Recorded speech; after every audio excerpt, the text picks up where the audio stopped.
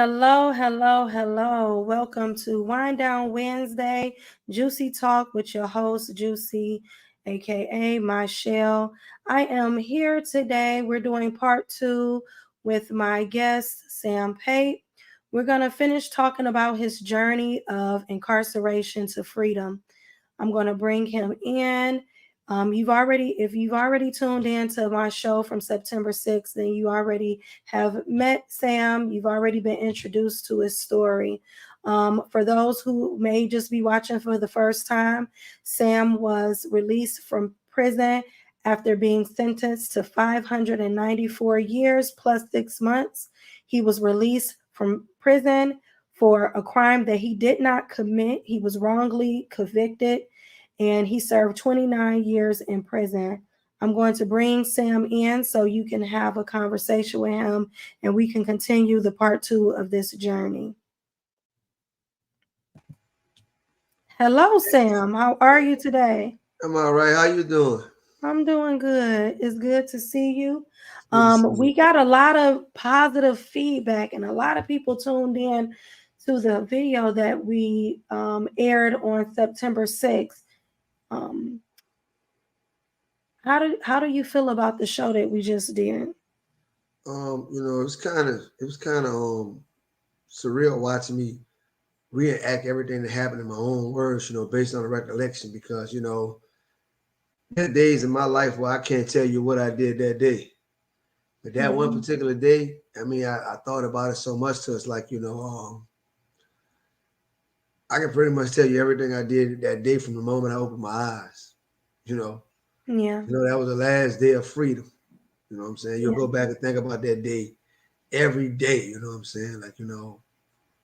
And so, watching it and hearing me tell, I was like, there's so much more to that story that people don't know, like the smell, the sound, that I have any premonition that something this terrible was gonna happen to me. Like I told you, man, it was a perfect day. mm, Like Ice Cube say, damn, it was a good day, it was a good day. yeah, And yeah. it just went tragically wrong in the blink of an eye. Very true. I know for me, it was also surreal, but for a different reason. A lot of times when we go throughout our day-to-day lives, we don't actually realize this that there are people that are suffering in the way that you suffer for crimes that they did not commit, for things that they should not suffer for.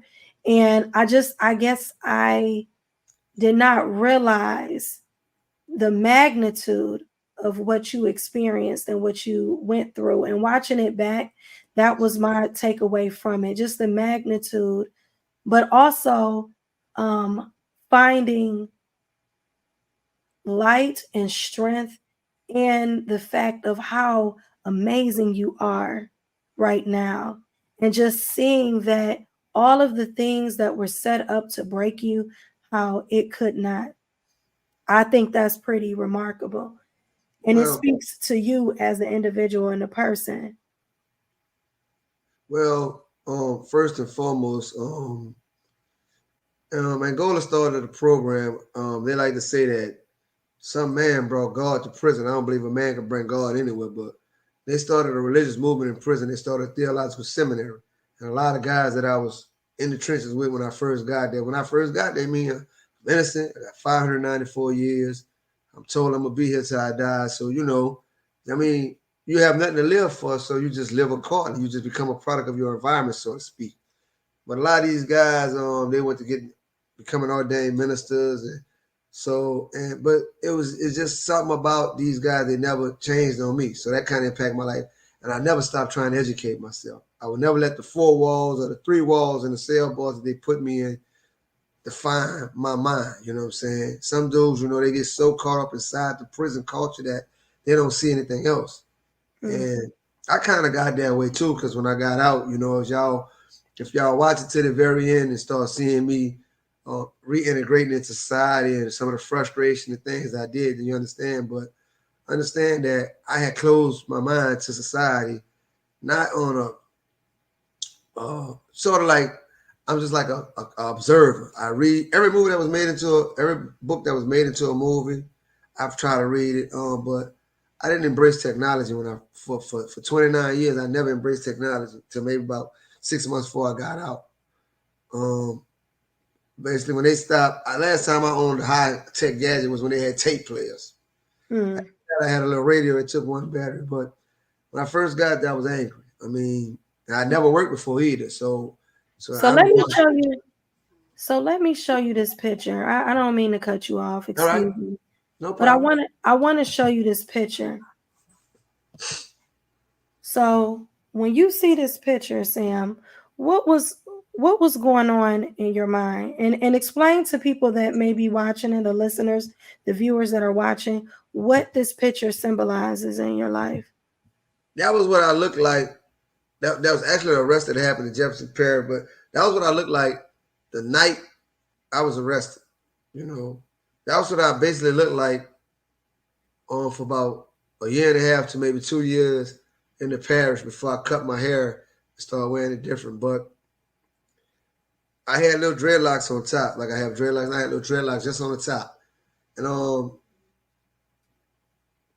I'm looking at how young I was, and I look at that guy and I'm like, man, that guy there, he could have been anything he wanted to be. You know what I'm saying? Every time I look at that picture, I get a little, little misty eye because I know that it was so much that I could have done with my life. I wouldn't have been this great ball or whatever, but I could have been anything but a prisoner. You know what I'm saying? I don't think there's Absolutely. nothing you could be in society lower than that. You know what I'm saying? I could have been just been a guy flipping burgers. I'm about welcome to McDonald's. May I help you? And that would have been a million times better than being a prisoner. You Mm. know, I wasn't no guy. Like I said, I had good intellect. I was always intelligent. Might have had a few little temper problems, but you know, basically, that guy there though, he had so many opportunities, so many different things. I had opportunity to be a girl. Like I said, the girl I was seeing, her family actually owned charter buses. And I think it was like her uncle and her dad. They realized that she was a young woman who decided she wanted to be with this young man. They started like, you know what? Just to keep you out of the street, man, we'll give you a job just washing our buses and just teaching you to drive. I could have got with them, probably got a CDL right now and be owning a whole fleet of charter buses. You know what I'm saying? They was running their own business back then. They had like 2, 3 buses and 2 shuttle vans. So, I could have been a lot of things. But just to be a prisoner, I mean, it's like somebody owns you. They tell you when to eat, when to sleep, what you can eat, what you can't eat, and that's enough for a person that's been free to go absolutely um, insane, basically. And I think that's what happened to me for a long time. I mean, it was a lot of years where I look back and I honestly didn't really care if I lived or died if I had to be in prison. And I Mm. mean, that's the thing that hurts me the most is that that I know that what I went through is going to be a part of my life for the rest of my life. You know what I'm saying? And that some of the things I had to do to survive to a normal society wouldn't make any sense at all. You the simple acts of violence that we saw. Um, seeing guys just die before your very eyes from just heart attacks or asthma. A young guy named Killer died in front of my. We in the hay barn. He had asthma. They had him trying to stack hay, and he couldn't breathe no more because Mm. the hay was all in the air. He was like maybe 20, maybe 21, and he took his last breath in front of me. That's what made me start, saying, "Hey man, this place will kill me if I let it." So I got to fight this every day. Just simple stuff like they'll tell you. When I got there, the biggest thing they had with the security was calling you boy. I used to get gassed down because I couldn't stand no man to call me boy like this. Catch your house, boy. First of all, that's a cell. That's not my house. You're not gonna convince me that that's my house. And I stand on the hallway, and I just be like, man, Sam, you bugging, man. You be tripping, man. I stand on the hallway till you either come get me and bring me to the dungeon or tell me catch my cell. But as long as you telling me catch my house, I'ma stand there. And Mm. it's like I picked vegetables while I was in Angola. I picked okra, I picked corn, but there was one crop that they grew that if they brought me to it, the first thing that hit my mind was, man, I'm going to the dungeon. And I have never picked this my whole 29 years. They stopped a few years later, but I never picked cotton. Mm. I don't know what it is. I laugh at it now, but whenever they brought me to a cotton field, I would become entirely angry with everything and everybody.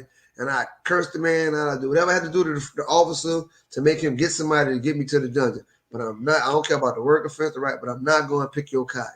So And I just want to clarify for the people that may be watching that may not even understand what you're saying. So I'm just going to reiterate that you are stating that while in Angola State Prison, and this was when you went to prison, it was what year was it? I ended, I 1996? ended Angola November 6, 1996, a Wednesday. So this is 1996, and they were actually having inmates pick cotton in a Right, field. man. Look, Mm. right now they're still see the can of string beans, green peas that you eat. A lot of that's picked is grown on prison properties around the state, agricultural prisons, and they're picked by hand by inmates. And they stand up in all types of weather conditions. Now, keep in mind, in '96 they didn't give you no gloves. So in wintertime came, we used to put socks on our hands to try to keep our hands warm while we pick the vegetables. And sometimes the vegetables, if it's a frost, they'll be covered in ice, or they're definitely gonna be wet in the morning. Your hands be so numb, you know, and guys will actually kill their body to make 4 pennies. And I used to always have Mm. the determination that, man, I used to call it, I used to recondition my mind for things that I knew I was gonna face. Like when dudes be like, man, they're gonna put you in a dungeon. I said, shit, that ain't nothing but breakfast in bed to me. I'd hype myself up like I'm going to a bed and breakfast. Because when you're in the dungeon, you're in a cell. That very cell you just showed, you're in that Let me cell bring this up. 24 hours a day. So That's the this is that's the what last is cell I lived in. And you're in that mm, cell in a dungeon 24 hours a day, all you get is a 15-minute shower. And you and another guy may be in that cell. Sometimes they have bunk beds in them. Now, interesting thing is that there are court rulings that say that those cells for prolonged confinement are inhumane for one person. There's a Supreme Court ruling. But that same Supreme Court ruling that said that you can't keep me in that cell for long terms, without justification, that same Supreme Court missed the fact that same cell, you have 2 men in there for years at a time, a year, 2 years at a time. I just Definitely think 90 that is days. I think Imagine, that is absolutely ridiculous, and it's so hard to accept that that is actually happening now, today. and because I went, like I say, later on when I decided to immerse myself in educational programs to try to better myself, I actually ended up going trustee, right? And I found out that the dog pen, where they train the dogs, they train all types of dogs, bloodhounds and all that, the dogs have a bigger living space than a man. Mm. The horses have it's in the cell. These are the conditions of the cell that I had to survive for almost 3 decades because I'm in and out of a cell for disciplinary reasons. My first 15, like I said, I was wild, and I mean, I'm mad at the world. Took my freedom and told me I'm gonna be here. I'm gonna be a slave until I die. Basically, I'm gonna be a slave until I die. I'm gonna be picking your vegetables. I'm gonna be cutting your grass with a discipline blade. And They picking still use cotton. yeah, they're using a blade that you swing back and forth to cut grass. And they got a whole Mm. 50 to 75 inmates doing that for 4 pennies. I done seen So it dudes. sounds like they did a lot of things to humiliate. It's basically that's the first thing when I realized that I was in a fight. I was in a fight for everything about me, for my every fiber of being. That this place was designed to dehumanize me, demoralize me, and I'll say this here, demandize me. You're in this Mm. place. You can't get anything that's rated above PG-17. Music, movies, books. If it's a little grittier than PG-17, you can't get it. You could be married to a woman, and when she come in the shed, you better do this here. And when she leave, you better do this here. If you do anything other than that, she coming off your visit list for 6 months, and you going to the working cell block at least. You know what I'm saying? You going to a custody level down. All right. So I've been in. They've said this here. It's 115 degrees. They brought people from the street, death row guys that filed a civil suit about the heat index in the cell. They brought people from the street to check it. 9, 10 o'clock at night, it's over 100 degrees in the summertime. We've actually had that very cell that you're looking at spray water on the floor out of our sinks and lay down in that water just to keep our body cool and try to get a little nap. You have a little fan and a little window. You look at the fan they give the men, and then go look at the fan they give the Persian run horses, and you'll see, well, wow, the horse got it better than me.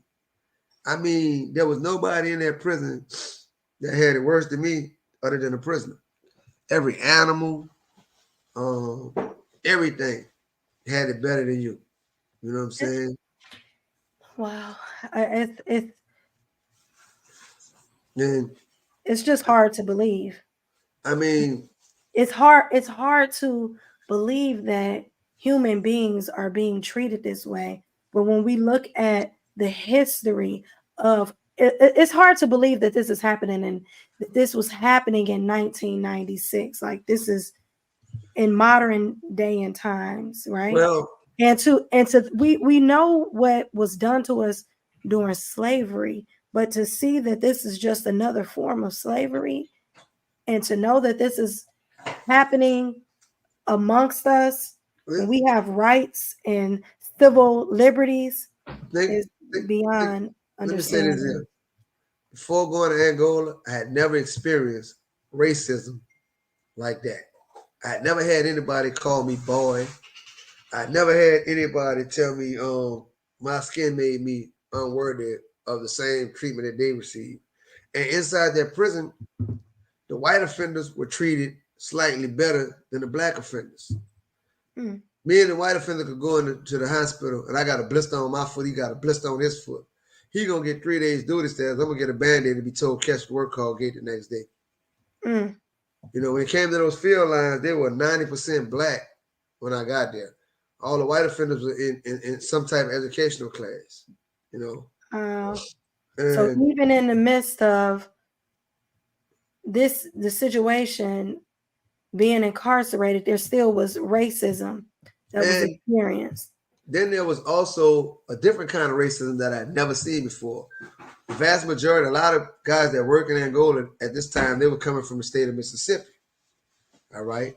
And Mississippi officers, the North Louisiana, Shreveport, Alexander, Bossier City, all those, they were kind of like because, you know, they were from rural areas too. But if you were from South Louisiana, New Orleans, you beef with everybody in penitentiary, plus the guys in the city, plus all the free folks from Mississippi, and some of them from you know, so it was crazy. And, you know, it was a constant thing where you had to always keep one eye open, you know what I'm saying? They would do stuff like I've seen a free man, he used to get mad with inmates. He'd go outside and get pebbles, putting their food when they're eating their beans, they'll bite When you down. say free man, what are you referring to? Security officers, correctional officers, they had Okay. family names that had been tied to Angola since it was a slave plantation. And now You, they you was mean that overseers were when they so you're huh? saying people that were working there as correctional officers Their were had family had been tied. working. Their family had been working that same plot of land when it was a slave plantation. They were overseers, and now there was a Mm, penitentiary. There were colonels, wardens, majors. They had all the mm, ranks. See like the grounds. They say B land was the place that or the officers live. They live rent free. Only thing they pay for is a direct TV. All their utilities are free. At one time, B land as late as 2007 or 8. Not one black officer lived on B land, regardless of his rank. Every warden was supposed to have a house on B land. A black warden, the first black man that made warden in Angola, I was there when he made it. He didn't get a house on B land until about 2 years later. And when he did, he never went up there and slept. mm. You know, it was this how serious racism was when I got to Angola. There's a chain of command. A sergeant who has the same last name as a family that's tied to B land had just as much authority and power as a captain if he was black. Soldiers to work carry mace just like captains, you know, and they was able to gas you down. So, you know, and me just experiencing racism like that, you know, 22. So those say, man, they're gonna beat your head in. I said, whatever they're gonna have to do because I'm not going to accept being called something that every man in my family told me I wasn't since I was 14. You're no longer a boy, you're a man. Mm. And simple things like that that make you accept being a slave in prison.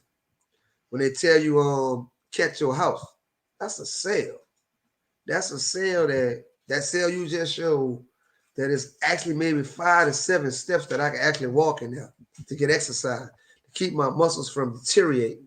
Like if you ever go look at Milk Fed Ville, they put a lamb in a little room, a little stall where he can stand up, but he really can't do too much walking.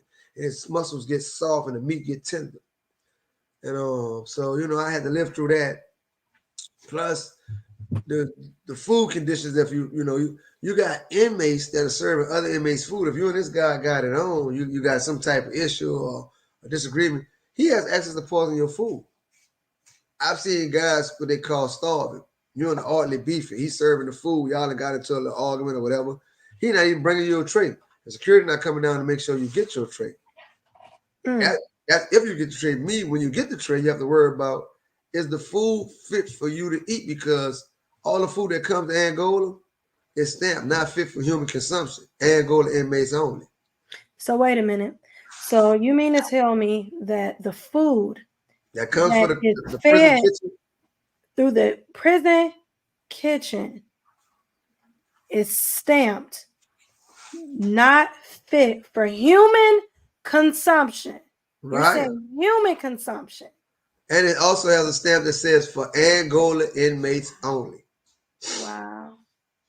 So a lot of times, a lot of people ask me, say, man, you're 51 years old, man, but you look young, you're in good shape. Say, well, how did you come out of prison with no health problems, none of the stuff associated, no diabetes, high blood pressure? I said, well, a lot of times when I was in the cell, because the meat stuff, I just like eat plain rice with just salt, and maybe if I can get it heated up, put a little butter on it, or soup season pack, put this on plain rice and eat that. But for the whole while I was there, I very seldom ate any food that the state served after I saw that. It's just, and everything I'm telling you, you can go find it. It was they was giving us some stuff that they make meat out of powder called VitaPro. It was by two ex-cons in Texas.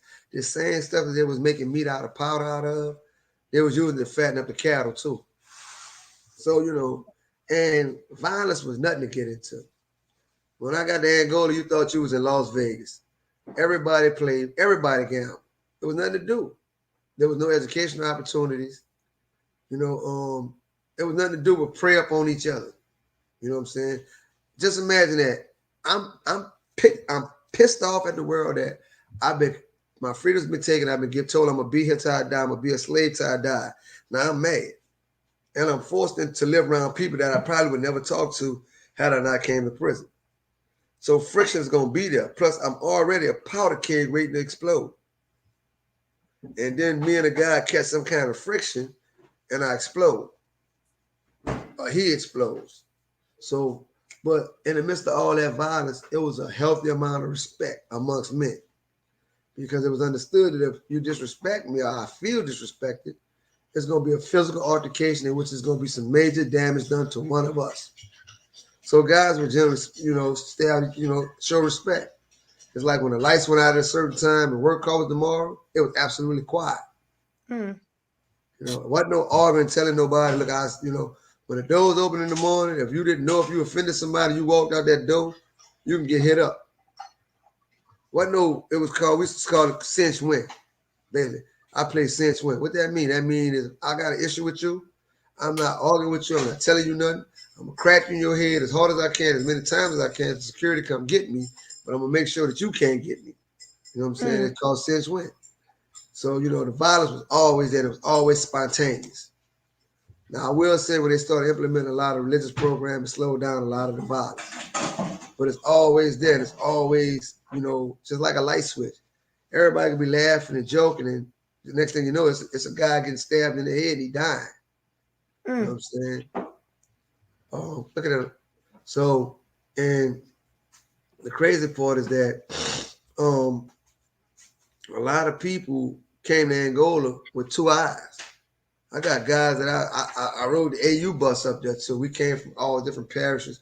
We rode up there, And him and a guy, he got up there and was misguided, and somebody told him to steal something off a guy's bed, not knowing that everything is seen. There's no secrets. Everybody sees you. If you want to dig in your nose, somebody sees you. If you want to dig in your, and the guy laid down thinking that, oh, I stole this. This guy was wearing the shower. He don't know, but what you not knowing is that they got many who tell him, look, brother right there stole your stuff off your bed.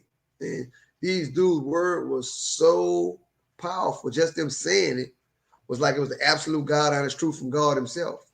And when I understood what it meant to have a word, you know what I'm saying? It's like, I don't care where no dudes was from, what part of the state of Louisiana they was from, what part of the country they was from. I got dudes that's calling me that's not even from the United States that was in Angola. And I didn't care about any of that. Only thing I cared about was that I was respected the same way I respected the next person. And that no man could ever say that my word, basically what we said was jive. Brothers will tell you, if I gave you my word, that's exactly what it was going to be. You know, I decided to make my integrity and my morals this high. I had a visit coming, and they wanted me to pick up some stuff by a cesspool for the road. They had a field line out there. And the stuff that's in the cesspool is like all the urine and stuff, all the toilet waste that goes to a processor. And it was some paper they wanted to get it cleaned up for the rodeo, the prison rodeo. And the field foreman said, y'all start picking up that paper past our bed. I said, okay, where the gloves at? He said, you can wash your hands when you go in. I said, yeah, well, I can go in now and wash my hand, call the truck. I had a visit coming the next day. I had a little friend. She was supposed to come see me the next day. And she had some stuff for me, buy me some candy, whatever. So I didn't care about any of that. The moment the state of Louisiana decided to treat me like I was not a human, the moment that I felt like I was being disrespected as a man, immediately every bit of understanding ceased, and I had two things on my mind. Y'all gonna have to do what y'all gotta do. I wouldn't care if it cost me my life, but you're not gonna treat me like I'm anything other than a man. If I got enough consideration to say respect you, then you definitely gonna respect me. Now, when you stop respecting me, I'm gonna stop respecting you. And when I stop respecting you, that normally means that you're gonna have to write a lot of disciplinary reports because I wouldn't care what you do. And it got to a point where even security knew that, wait, if he doing this, somebody done something. They're going to find me guilty when I go in DB court. You know what I'm saying? That's another thing. You cannot go in DB court in Angola and be found not guilty. I don't care how crazy the write-up What is DB court? Disciplinary, like, it was said, I got a disciplinary report where they said, an officer said that she wrote me and 4 guys up in the dome for refusal to make our beds up. So she gave all of us a direct verbal order, and we flatly refused. I was outside at work, and there was no way you could see me at the time you say you saw me. What happened was I actually probably left my bed, sock hanging on my bed or something. It's not every day you're going to get up and remember all this, you're going to be running late. But if 4 people refuse a direct verbal order, that's a ride. She ain't calling no supervisors. If she tells me to do something, she's over for defiance and a disobedience. If officer tell you to do something, you refuse, they will keep telling you to do it until you either comply or the supervisor come and they put you in administrative segregation, which we call a dungeon. So now she said she did this in the dorm I was in. It was 4 guys. The dorm in one, it was 4 guys. But she said she told all of us this at the exact same time. Some of us was at work. Some of us was on hospital call-outs. Some of us was actually in the dorm. But there was no way you saw 10 dudes at 1240 and all of us in different domes and say you gave us direct verbal orders and we flatly refused. And we went to court. We presented that argument. All of us was found guilty. Say clear, precise report. It don't matter. It don't got to make sense. Well, we already know sense. that it don't have to make sense, because if it don't have to make sense in the courtroom, why would we expect it to make sense in the prison? Now, that's like prior to me getting convicted. While we're going through the trial process, they pull out a photographic line of me, say I was positively identified. My attorney at the time, when the paperwork come, to show you that, he said, well, that's not Mr. Pate in the photographic lineup. He put that on the trial record. Right now today, when my attorney Jane comes on, she explained that we have never received a photographic lineup that I say I was positively identified. We have the evidence number, the photographic lineup number, but it's no longer being able, you can't find it. And just like when it comes to me going to trial, it was like there was no way I was going to come out of that courtroom without being found guilty of something. And the judge and DA had been communicating prior to me going to trial saying that I was going to be found guilty of something when I got found guilty, just the type of sentence that I was going to get. I got that in my case files, right? They had Right now, already made the decision to send you to jail before this was the judge. before a jury ever said anything. They had already decided how much time they was going to give you, right, and how long you was going to go to jail, and he that you said, were going to be convicted yeah, before any jury ever said guilty. And let's also state that it was in the state of Louisiana, there's no unanimous jury decision. we glanced up on that. They changed the law recently, but Right. at the time that I was arrested, only 10 people out of 12 people had to vote to find you guilty. That's Now, in the right. United States of America and all its territories, there's only 2 states that were ever doing that. That was Louisiana and Oregon. Coincidentally, Oregon changed its law, and everybody that was in prison on the non-unanimous jury, they applied one word, retroactive. And that meant that all those guys' convictions were null and void. They were released. Some of them was charged with some high-powered technical capital offenses, but the law is the law. In Louisiana, when they decided to change the law, they told us taxpayers, we're going to let y'all vote. Taxpayers overwhelmingly said that, hey, if you find somebody guilty in this state, we want it to be by all 12 people. Okay, so the legislators said, okay, we're going to change the law, and that's what it's going to reflect. But the guys that were already convicted by less than 12 people, the legislative body said, you know what?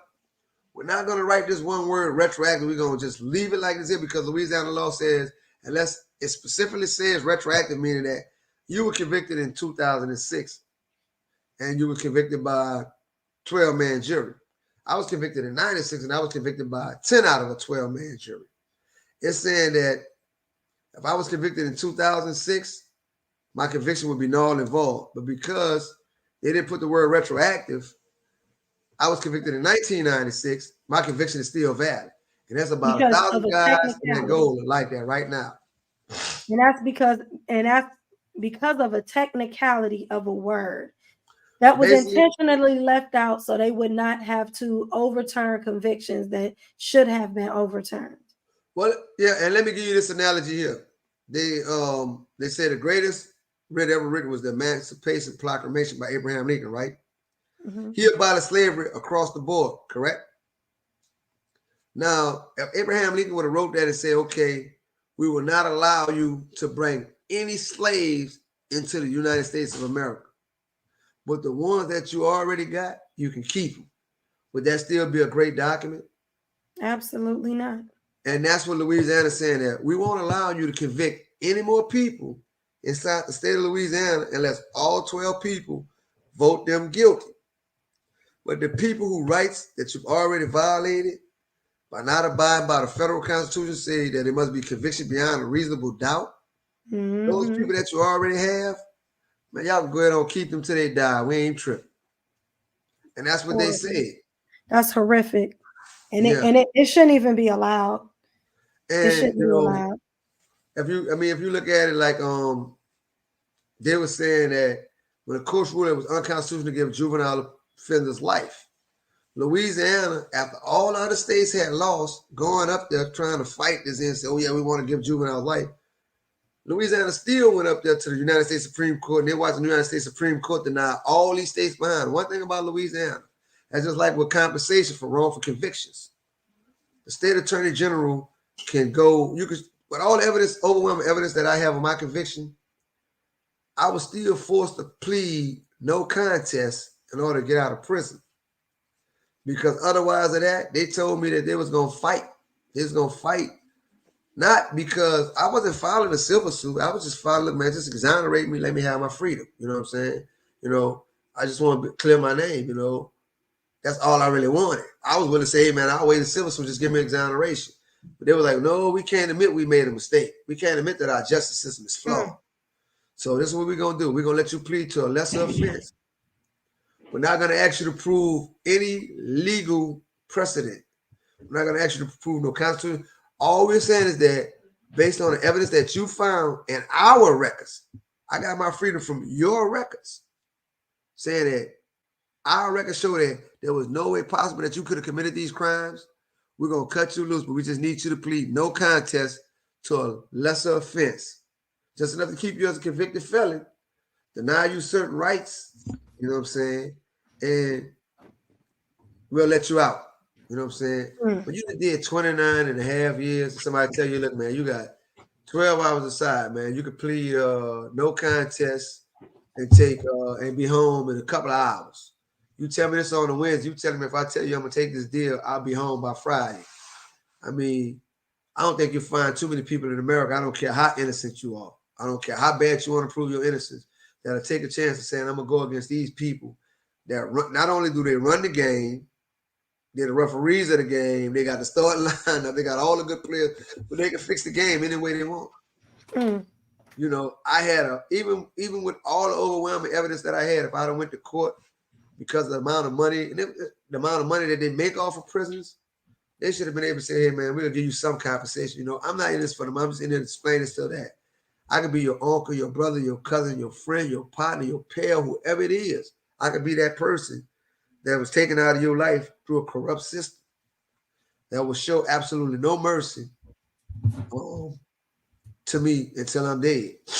Um, And it's so crazy that you say that because I know that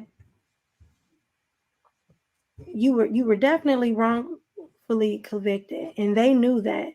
They didn't make you fight anything.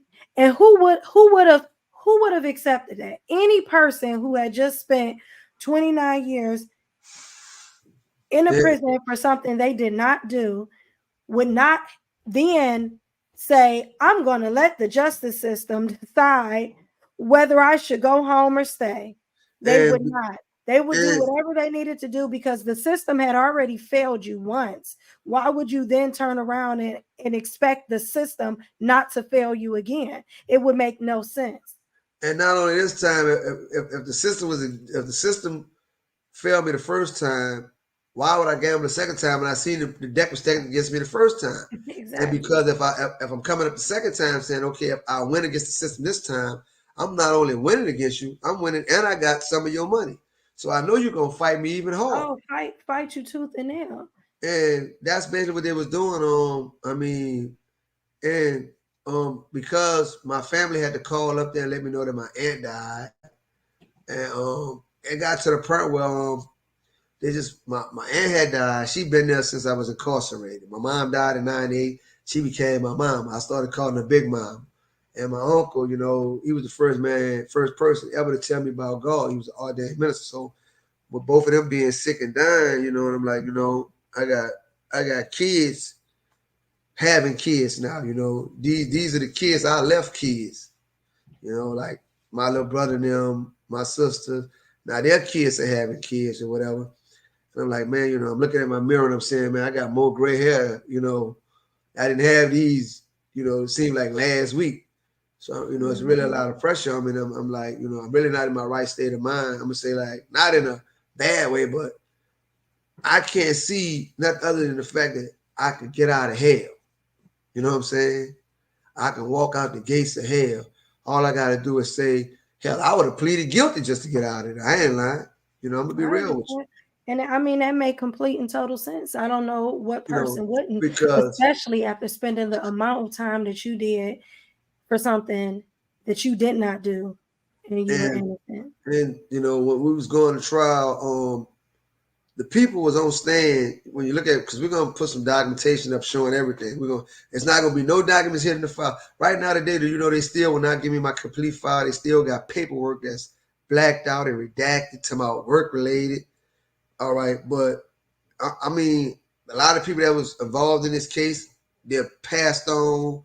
The judge, you know, they won't even give me the courtesy of saying, okay, here's all the paperwork that we use against you to steal your freedom from you. You gave us you signed the 30 years deal, of free work, free work. I almost. mean, and to you know, and because for 30 years, 29, whatever, it was every day it was a constant vigil to maintain my sanity. to maintain my dignity, to maintain my humanity. You know what I'm saying? It just so it was, when I first got there, I was like, you know what? The only thing I really thought about because I had never knew about prison, now I'm gonna keep my manhood. That's the only thing, make sure to know it. But man, it goes so much bigger than that because you have to keep your sanity. Not Mm. dudes that are just being raped makes no, but there are guys that lose their manhood because they start raping guys. You know what I'm saying? And it's an abnormal environment to see two men. Long before they had same-sex marriages, they had two men getting married on the yard and they jump in a broom. They had men, and I had never seen that. And then the amount of the drug culture. I mean, everything about prison was like landing on a alien planet. There was still guys walking around with big boom boxes on their shoulders like it was the 70s when I got there. And then to stay there so long to that environment became normal. I walk Mm. down the walk and see a dude throwing up his guts on some drugs, or he come out there looking like he wearing some 1970 platform boots, and because some dudes are trapped in whatever year they came to prison. It makes sense. It would If I make came to sense. prison in 1996, I still think 1996 fashion is what's hot What's that? Yeah. because they never changed their mind. They never evolved their mind. They can't evolve to the next process. Um, I've been out right now almost 2 months. At the filming of this tape, I've been out about 2 months. And my family tells me, you tell me, everybody, man, just slow down, relax, take your time. I'm impatient. But I mean, it's guys that they've been in that place just as long as I've been in there, and they never even took the time to get a GED.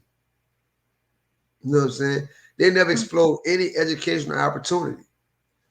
And there's nobody saying, well, here, man, you are eligible for this program, that program. Clarification comes down until you say clarification.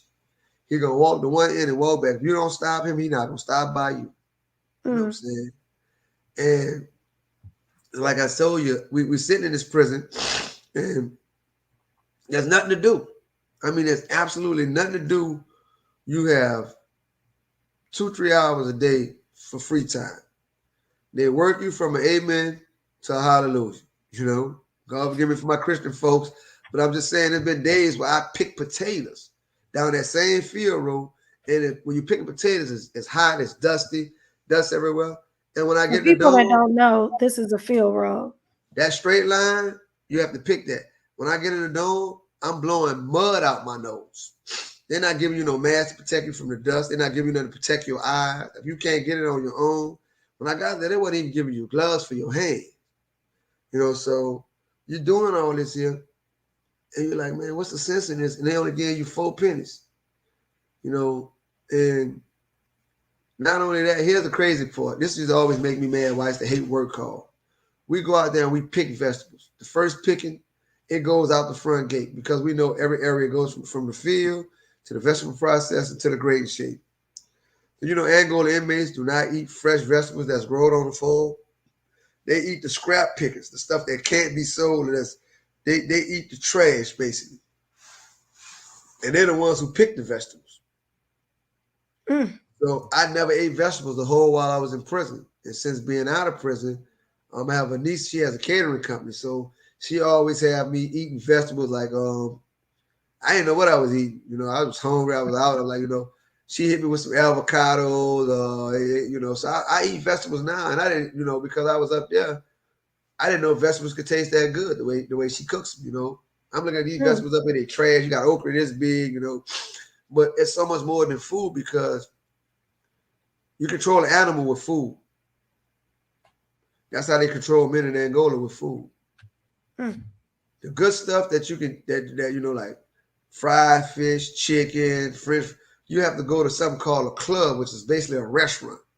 It's illegal for inmates to run businesses, but you can go there and put your money out your books, and your family can come visit you and buy this here. And these clubs are supposed to make this money to take care of the inmate population. There's enough clubs, and when I say clubs, they're like little social organizations that sell food. To where Angola should have AC in every part of the prison. There's one club that makes a couple of $100,000 a year. Now, these Yeah, clubs, when you say clubs, who is running these clubs? inmates. They Inmates. selling food. All right. I'm gonna give you a clear right this here. My family come visit me, right? And the whole time they came to see me, I never eaten shrimp and grits steak. And but 3 days I'm gonna hit that visiting shade one, maybe 4. I want a shrimp po' boy, a fish po' boy, a meat lover's pizza, or a plain hamburger. All the other stuff, I want a pineapple cut crush and give me a box of them cakes, take back down with me.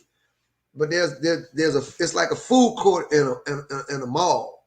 There's a hodgepodge of food. There's everything from steaks, shrimp and grits, ice cream, And this cake. is at the prison. This is at the prison, and it's cooked and prepared by inmates. Deep fries. They got Asian dudes making boneless chicken and shrimp fried rice and egg rolls, and they're selling all this to your family. And when you go to visit, you can put money on this club books. So like when my brother and them come in, I love chocolate. And man, I be ducking my baby sister. I take one of the toy. Look, man, put me about $50 on the candy bar. He'll give me a ticket and he'll write 50, 75, whatever he's gonna do for me. And I'll go to the window where the security officer is and I pay for it. They're gonna give me a yellow copy. I go back over here to this where the guys are selling food and say, here you go, partner. And he's gonna say, man, well, look, you got $75 to spend on all these candy bars that they don't sell in the canteen. And I was buying candy just because my brother said, what you want? And I'd be like back it up, like, just give me this one. I don't know the name of the candy. I'm just looking at the wrapper, saying, well, look like this might be something good to eat. You know what I'm saying? Because it's stuff that you won't have in prison. Like I say, so and they making this money now. They making hundreds of thousands of dollars a year. Like the team CPR. And the proceeds are supposed to go to the Towards prison inmate population to or the like inmate population. like team CPR. They sell food. It's supposed to buy defibrillators for the prison. All right, but you got 4, 8, 12, 16 domes on the East Shore. Each dome got at least 100 men in it, almost anywhere from 90 to 100 men in it, right? There's one defibrillator for the entire East Shore. And they've been selling food at the rodeo and in the visiting shade for 20 years. And they only got they're having they have rodeos there? And they have rodeos in which they make, when you talk about designer purses, shoes, hats, they make stuff that's better quality and craftsmanship than designer. Than the actual person who owns. Like you want a Michael Kors purse, or you want a Hand Tool Saints and purse. And prisoners making this stuff. And they stealing people copyright and logos and trademarks to make money. And the state allows them to do it. And the prisoners are making this stuff that's being sold at the rodeo. There's an actual rodeo that people come and watch. And there's an arts and crafts festival in which they sell items, rocking chairs. I sent barbecue pits when I was sending barbecue pits out there. Till I realized that I'm sending my stuff out here. You taking a cut out of my money. So I got to the point where I'm gonna sell it to somebody inside the prison, whether it be security or inmate. I'm gonna call my family to come get it because I don't need the state of Louisiana hands in my pocket.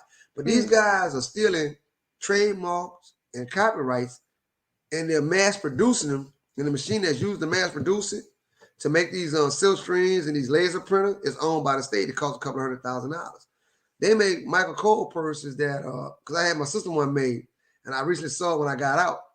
And I looked at that, and I was happened to be in the mall to see a real Michael Kors purse and realized that the material that I made my sister purse out of was way thicker and way, it's way different. And and I'm like, man, these people, and they make almost $1 million every weekend. The rodeos open, but this money they're taking from the inmates' hobbycraft sales. They were taking that for a long time illegally, and they made all the offenders sign a deal giving them permission to tax them up to 50%.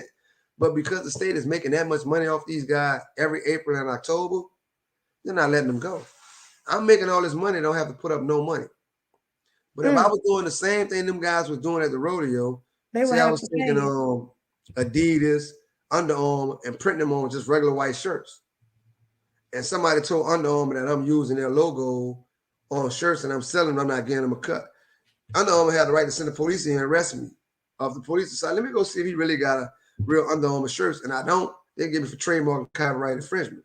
But no offender in Angola has ever been charged, but they still Disney. You name it, they can get it made for you up there. And you would really think it's the real deal. Just check out the prison rodeo. And here's what's the crazy part is that the taxpayers wonder why their teachers can't get raises, why the infrastructure has an F rating or a D rating, why their schools are so underfunded in every community, but prisons never have a problem getting money. Where's that money going? Plus, keep in mind the amount of money that these prisons are making with these clubs and this rodeo. There should be no problem with them having a defibrillator in every dome or on every unit. There's one defibrillator for 16 domes on the West Yard. There's 8 on Oak and Pine side, 8 on Water Hickory. There's one defibrillator for the East Yard. There's 16 domes. But for 3 decades, almost 20 years, Team CPR been selling cookies and hamburgers at the rodeo and cold drinks to buy, allegedly, to purchase defibrillators for the prisons and pay for Ain't got it managers. yet. They brought a few. They brought one for every camp. Main prison got one for every yard, and they got one for the cell block. But the amount of years that they've been open, and the defibrillator doesn't cost that much, and they're not getting the top of the line. They're Getting the bare minimum. Amazon yeah. Prime. So where's all that money going to? Which every club has a sponsor. The sponsor has to be a security officer that's of a certain rank or higher, say like a major or higher. Every year they get to buy their sponsors furniture, TVs. You know, they feed their sponsor every day for free. It's basically like the sponsors are typically high ranking security officer, correctional officer. Okay, and the crazy thing is that now when I first get there, like I say, there's a lot of scams that go on in prison. They overcharge us in the stores. All right, when you go to the canteen, we look at not just the regular price. You're spending for certain items. You're spending almost 50% more than what the people spending on the street,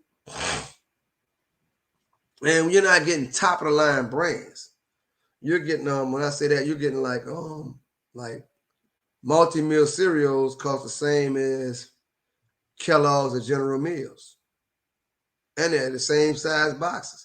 But we also know that multi-meal would be the economy brand, but they take the same economy brands and sell them to us for the same price as a high-end brand. If you can understand what I'm saying. So I do. as like the phone system, they at one time they was making phone calls so high that a 15-minute call from Angola to anywhere inside the state of Louisiana was almost $10. And you ain't never even called out the state. You know, so but the racism, I mean, there's been, like I say, and the black officers there have never really said anything about the racism that they face. Workplace discrimination, especially against females. Sexual harassment, workplace sexual harassment. I mean, all that goes on there and if you see it on an alarming rate. You look at a lot of female officers up there, and if you're a captain, a major, colonel, you got babies with every time they have a cadet class, you're trying to, just like we do, and they get them pregnant. And so, they just got the right for black officers to wear beards, dreadlocks. When offenders filed a civil suit, see, like I'm dressed right now, dreadlocks and beard. When I went to Angola, you couldn't do that. You couldn't have facial hair. You couldn't have dreadlocks. They was holding dudes down, cutting their hair off. And I've seen white officers tell black officers the same thing, tell inmates. Boy, go get that clipboard and check that field line out. And I just look at him like, man, I know this brother, he free, he ain't about to take that. And all the black officers say, yes, sir. And wow. It was in the 90s now. Now you got a different class up there. You got some of these young black officers, male and female, that tell me, hey, man, don't forget, I'm free just like you, you know what I'm saying? But when I first got there, I mean, a black officer wasn't that much more than an offender. It's like, prior to me getting there, black officers in the field weren't allowed to ride horses. They was giving mules. Are you serious? Yeah, they was giving mules. So I mean, it's like at Angola, when you first arrived, and this is in the mid 90s, late 90s, because it was 96. So what you're describing sounds like 1970, 1965. When I went to Angola, I tripped out because it was like 10 decades. It was like a decade and a half behind what I had just left out the street. I was only in Paris 2 years. I came up there, guys were still to my man who got the boogly wooglies. I'm like, what the hell is a boogly woogly? That's a pill. I mean, state pills that they take to get loaded on. Wow. Guys were still calling guys jive turkey. Man, Mm. that's the worst thing you call a man in Angola when I got there. A convict. Man, what's up with Joe Blow? Oh man, he jive. I done seen dudes stab dudes up for calling them jive. I done got in a fight for a dude with a dude for him telling me we playing basketball. I didn't pass the ball to him. He said, he on my team. Man, you always passing the ball to him, man. You be doing some jive stuff. And I just took off, boom, boom, boom, because you called me jive.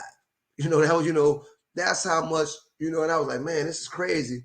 Dudes were still walking around with this. They had a radio called Soup. It was AMF radio. How they used to do in the 70s with the cut Mm-hmm. off shirt, with the sleeves cut off, with the little boom box on their head. Dudes still had big afros when I went up there. You know what I'm saying? I'm like, man, what the heck? Where I'm at? And like I had never seen me.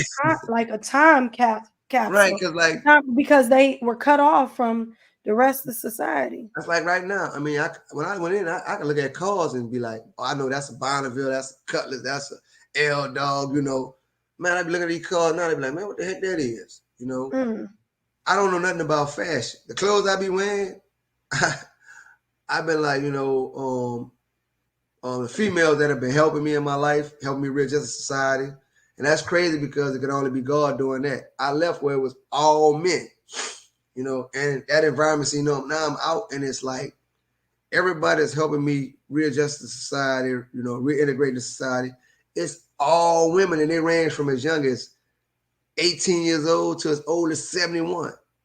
Mm. And, I'm like, man, and I look at them like, so they always ask me like, man, so, you did this time up here bad and you're not mad, you're not angry, you don't seem like you've been up there, you're articulate, you know how to get along with people. She said, but when you were there, you wasn't always good. So, I'm like, yeah, I wasn't.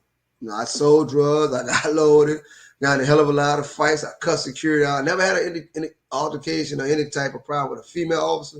But I was a man, and I just couldn't handle no man treat me like I wasn't a man. You know what I'm saying?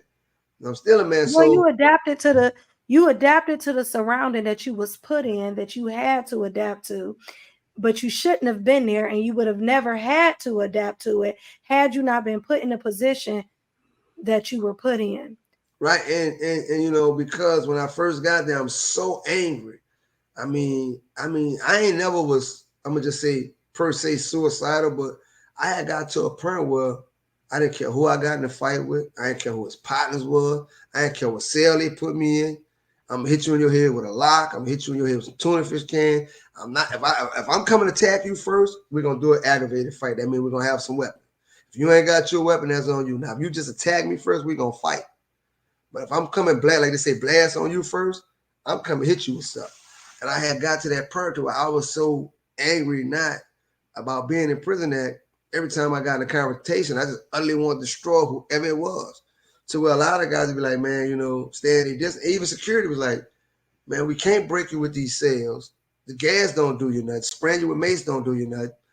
And you're too little for us to run in the cell and really want to touch you up because we'll mess around and break something on you and kill you. And you so stupid because when you get upset, you at it. I used to be telling, man, come on, kill me, man. I'm tired of being in this place. But because dudes will just say that, be like, man, I'm tired of doing time and tie a sheet around their neck, cut their wrists, or bleed out in the cell. And when you say that, you really scare them. Like, look, man, this dude really don't care if he live or die. And I really felt like that for a long, long time, and I didn't realize it. Even when I was getting high, I didn't care what kind of drugs it was. Just give me something to get me out of this place here. You know what I'm saying? And later on down the line, that just What was was the that. change for you? Because after you did go through a lot I think mentally and I not think caring, but what changed for you? I think one I hit so low that there was nowhere else to go down. Two, I had went to cells, extended lockdown. When you're in extended lockdown, that's like being in prison inside of a prison because you don't know what's going on in the general population. You have to work to really get information, and then you're on the tip was only 13 minutes, so and you're not going outside, you're not seeing anybody from dormitory. They keep you hid away, and pretty much becomes that these 13 men are pretty much, unless somebody new come on the tip, that becomes your world. There's no TV, all you guys are radio, so you keep your headphones on all day doing this, jamming the music. My niece and nephew be like, man, you listen to LBL, Mold Creek, you fitting what you know about them? I said, I was listening to them dudes, Meek Mills. I was listening to them dudes to keep from going crazy. Their anger and their music really helped me calm down. If you understand, when they be cussing, they be ranting about the system and the injustice and this, that, and other. I be like, man, Ham, bro, you sure right, bro. Talk for me, And so I had got so low, and they finally let me out the cells. A guy used to get into it with an officer, white guy, Bradley. He said, man, he had just made case to be assault. He's always try to, I'm not knowing prison that you have one hand have to wash the other. I have cigarettes on the extended lockdown and I ain't supposed to have. Me be like, man, give me a couple of cigarettes. Let me go pay these dudes a cigarette not to go on the yard. I'd be like, man, I'm not paying no draft. It's just as easy. He can come in the cell and take my cigarettes, But he made cap and they let me go and he made sure there's something inside the Camp C Tiger. And it was church. They had just built the chapel at Camp C. They started building churches in because the only place they had a church was the main prison when I got there. The rest of the camp, you have to go stand out in the yard to have a little church. It might be just a dude that knew something about the Bible. So every Saturday, he used to come in Tiger and tell the dudes that they wouldn't have no yard call unless I get up and go to church. So you'll go to church for about an hour, hour and a half, and yard is at 7, first yard. So I used to go to church. Pastor Watts. For the people that may not know, yard time is like free time out. On the weekends, you get like from 7 to 10:30, and then you get from like 1 to 3. And if it's daylight saving times, you get from like 4 to 7. All right. And this is just like time out and about to walk around outside, right. Basically. Now, during the weekdays, you work from 7 in the morning to about 4 in the evening. After 4 in the evening, you get counted. If it's daylight saving times, you'll go out like 4:30 and you're out to like 7:15. But if it's wintertime and you're in outer camp, you're locked in the dorm. If you're in a cell block, you're locked in the cell from 4 o'clock to 7 o'clock the next morning. If you're in the main prison, you can go to the gym at night, or you can go to like educational building call-outs, like a little night school. So I'm basically out of hit bottom, but when I come out, it's guys that I used to be on the ledge with, it's guys I used to be on extended with, guys I used to be in a dungeon with. All these guys running around and they ministers, they didn't graduate this Bible college. That's all I kept hearing, Bible college. What the hell a Bible college is? So I ended up going back there. Pastor Watts, he has graduated from Bible college. He's just teaching the Bible just from his heart. And I get shipped from the main prison, from Camp C to the main prison. And I'm seeing all these guys running around with backpacks on like they're in the college. I'm like, man, you got to be having that work in that backpack. I'm seeing these dudes backpack. I'm like, oh, they moving the bag, I'm thinking it's got some cell phones, some contraband, but these dudes really got books of knowledge in there. So I started seeing that they had all these somebody in Louisiana had finally decided, let's think a little forward. Let's start implementing self-help programs, parenting classes like Medicare Dad. I took JCs. I took NOBTS OTM. I got about pretty much every self-help program I could get into, I got into it. And because I'm like, man, there's got to be something going on. All these dudes that I was in the trenches with, now they're running around, and I'm like, man, what's going on with you, man? You don't curse no more? Because in prison, you curse every other word. You know what I'm saying? It's MF this, you don't curse no more, man. You don't smoke no more, man. And they tell me, man, I'm in the Bible college, bro, And the Bible college to me was a double-edged sword, because you're getting an associate's degree, you're getting a bachelor's degree, but you're in the Bible college, dudes that's in the Bible college who never been in the trenches, if they see you smoking something or they go and tell it on you. So them brothers in the Bible college, they came visit their brothers, their real brothers in bondage. So I'm like, I ain't gonna mess with that. So I ended up going to welding school, and crazy thing is that I had a couple of opportunities prior to prison to learn the weld. When I got to Angola, God told me he was going to teach me the weld, met me on the extended lockdown. He said, man, you ever get out these cells, I'm going to teach you the weld. I had never seen him when I was on the west. I go in welding school. He said, you ready? And I started welding and found out welding just as easy for me as like writing my hand right, So so I started doing the trade school thing. And I said, well, if I'm going to be out here. And this was like 2012. I still got 594 years I just found out that I may be eligible for parole under something called a 2045 Act. But at this time here, my brothers and sisters tell me, look, man, we got these kids. All they know is they got an Uncle Sam and they got to meet this guy. And I'm like, man, how am I going to meet some kids? And I've been in this place a couple of decades. I don't know the first thing about no deal. I ain't never held a newborn baby in my arms. I take care of babies when they can crawl. So I started taking parenting classes just so I could interact with my nephews and writing them letters, trying to print. You know, I hadn't wrote printing so long. The first time I wrote a letter in print, it might have took me half a day to try to write so a 7-year-old could understand what I was saying to him. You know, I can't use words that I probably use right to somebody my age. So, you know, and I realized it was hard. So I needed help. So I started taking parenting classes on anger management. You know, at this time, I'm drug using for like 10, 12 years. When I say drug use, I'm drug using. Only drug I wasn't using then was marijuana. But everything else, I had to try at least once.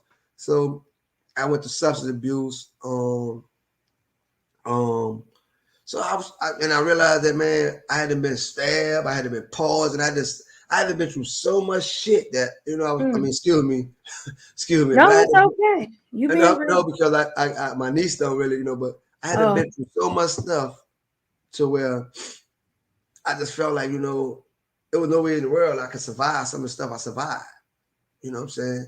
And I went to seeing stuff, you know, I was thinking I was crazy. Like I was seeing stuff from God, you know, like, man, you didn't survive that by yourself. You know what I'm saying? And I ended up in church like I'm coming off the West Shore, like I told you, I'm coming off the West Shore. I got a pocket full of contraband. I see the shakedown crew coming. But as soon as you come off the West Shore, there's an old chapel right there.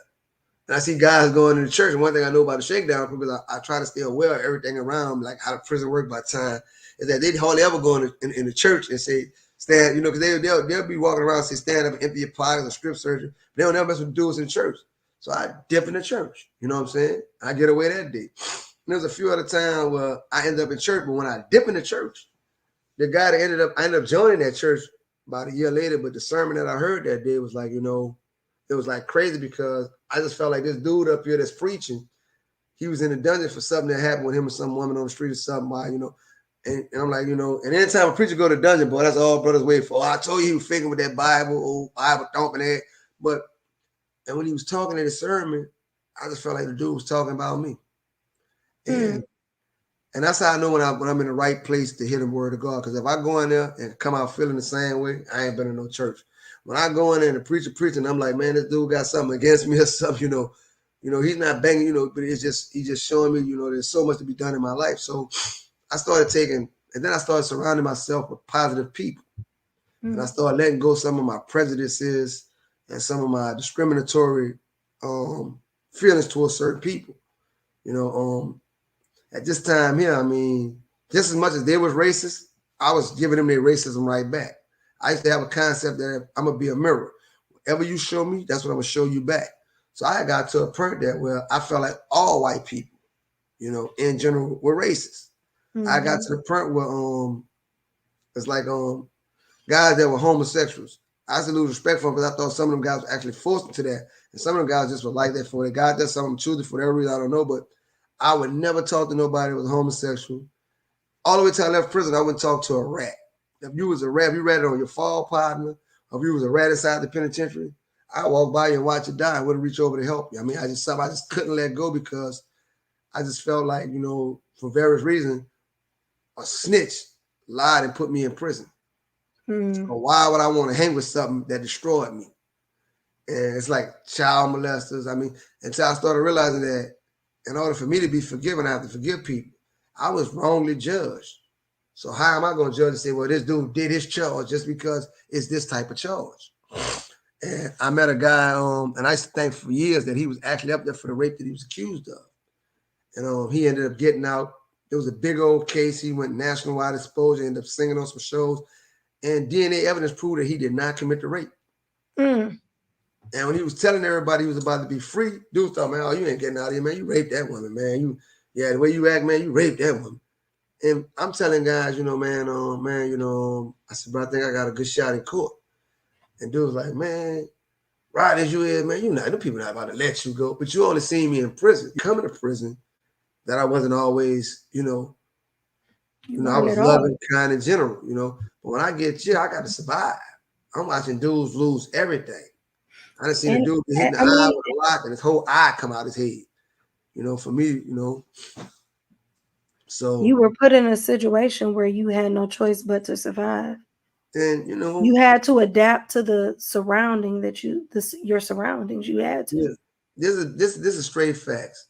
At one point, it had got so bad, and I was so into just prison that the main prison holds about each dorm is like 16 on the west yard, there's 16 on the east yard. Each one of them hold roughly about 96 people, and there's 56 people on each 10 cell block, and there's four cell blocks, and each one of them got 4 tiers, right? They blow everybody in the main prison in, made them sit on their bed and face the front of the dorm to shake down me. I'm in Cypress 4, and a guy named Biggie, he in Cypress Street. And when they shook us down, they found him with a lot of contraband up on his fat. He was so big, he used to stick his contraband on his fat. They Mm. went in my box, all they found was a small bottle of Polo Red cologne. I knew they was coming 4 hours before they got it. I even told them. I said, they come and get us, bro. Get straight. He thinking I'm man saying I be wilding, bro. You know, telling he just tripping. And all the while I was getting some good luck. I just couldn't tell him that I had a chance to, you know, they had people that was protecting me because I was making sure that, you know, they got a little cut too. You know, I understand about the one hand wash the other. You the major over the yard. You can easily say, man, he'll call the officer and be like, tell Sam I need that grill finished by Saturday. That'd be a code. Let me know that they coming down there, you know. You giving me a record. And I schooled him. I said, look, man, don't call down there and tell me, look, just call down there and ask for you major so-and-so. Call down and ask for my partner, Michelle. Tell Michelle his visit list been approved. The major called down, look, so I was going there and tell Michelle her visit list been approved. And you already knowing that if the major ever call and say your visit list being approved, they come immediately find me wherever I at and tell me get straight, they come. You know what I'm saying? So a lot of guys that had access to like stuff in there. I mean, I was around 2 big name rappers. You know what I'm saying? One of them, you know, I could call him Sweetwater. You know who he is, the 9 So you know, Mm-hmm. I mean, we was in the same dome. You know, I could call him Sweetwater because he pitched. He come out there like he a cold-blooded athlete. He's a straight comedian. I mean, he was a national figure when he pitched the ball like they were sending his ball over the fence. And his, you know, I'm like, man, I betted the guy on the game. I'm like, just on him. I'm like, man, what's happening? But he say, I got him, Shipe. I got him. I'm telling you. And the first pitch he threw, I said, man, ain't this I done better box of cigarettes. So me and him got real cool. I said, well, look, bro, you might well start pulling some of that jury out your mouth because I lost a box of cigarettes messing with you. But and they were just letting him pitch because of who he was. But when Mm-hmm. it came to softball, he had the sweetest pitching angle I saw with that Sweetwater pitch. But, you know, we rap and holler. I hope he get free. You know what I'm saying? The other brother, he didn't got free. And and these guys be like, look, man, I got this and that. I said, look, bro, you already on the scene, bro. You know, you already know you got the kind of money these people never see in their life.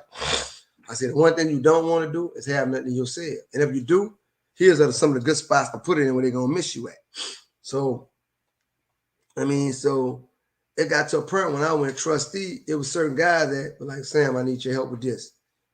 And I would never even, I just had to tell him, you know, just show them that, hey, man, this is how you move this here. And it was popping me off. And a lot of guys didn't know was that when I was moving and slinging and doing whatever I was doing, is that um, it wasn't always for me. I was trying to get my family because I can't talk on the phone. Man, y'all come up here, man.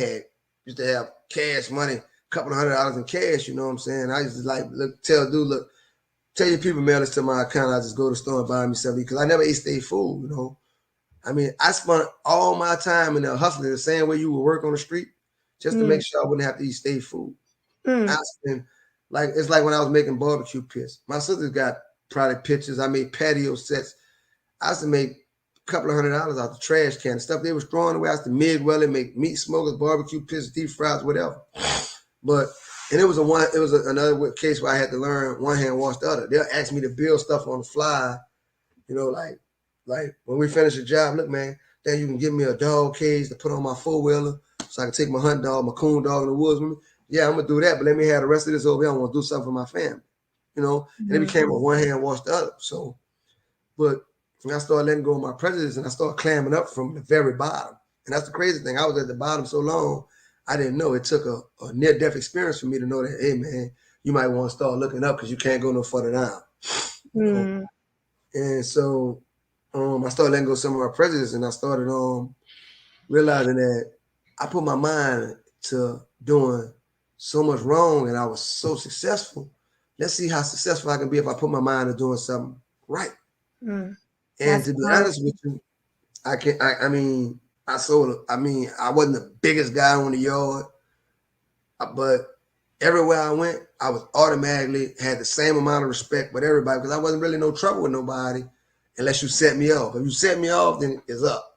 But when I start It's putting my it's mind, it's amazing to me how you had to adapt to this surrounding.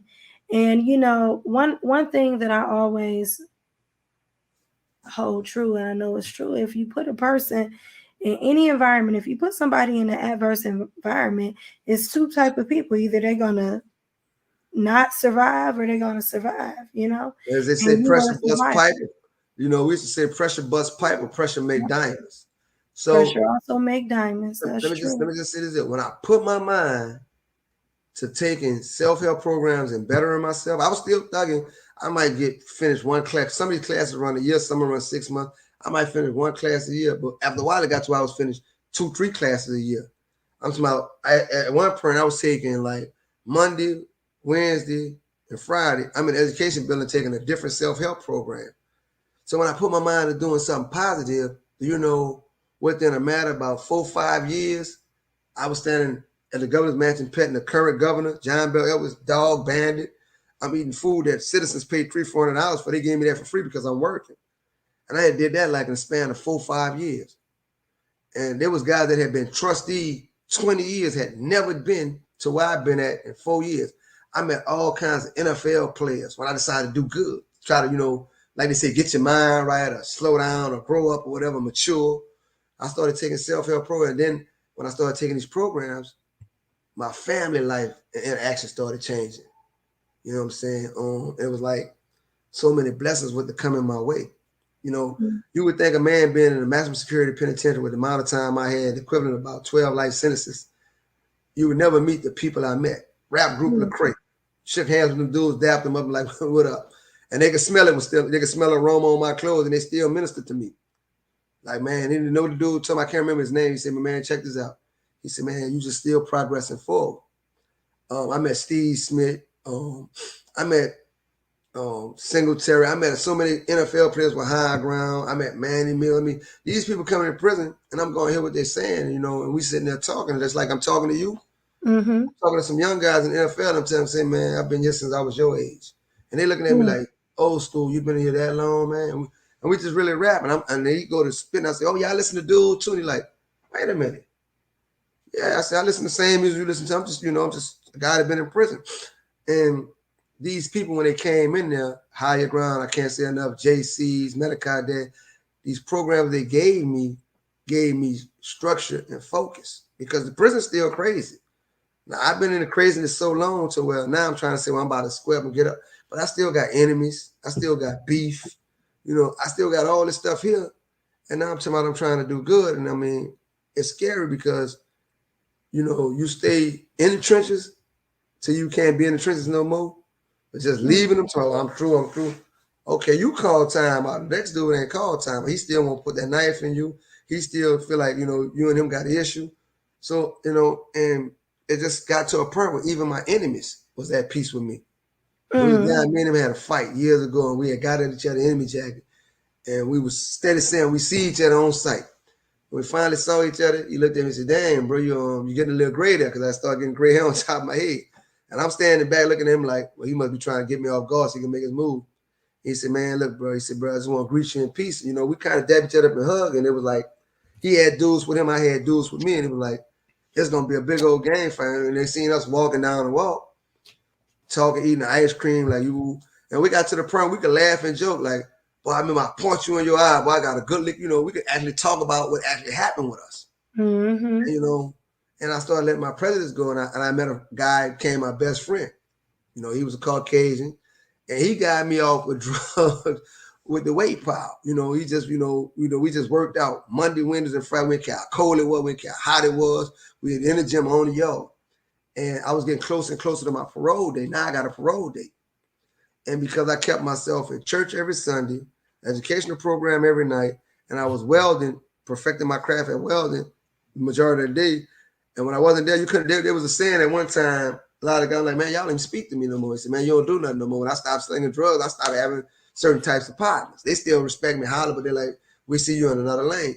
They say, man, we can't find you unless we go to the Weight Pile, the Metal Fab, a House of Prayer Church. If you can't find me in them three places, I ain't in the prison. You know, and that's how I stayed out of trouble trying to make it to parole. Fast forward, I get to the parole board. I get in the parole room, and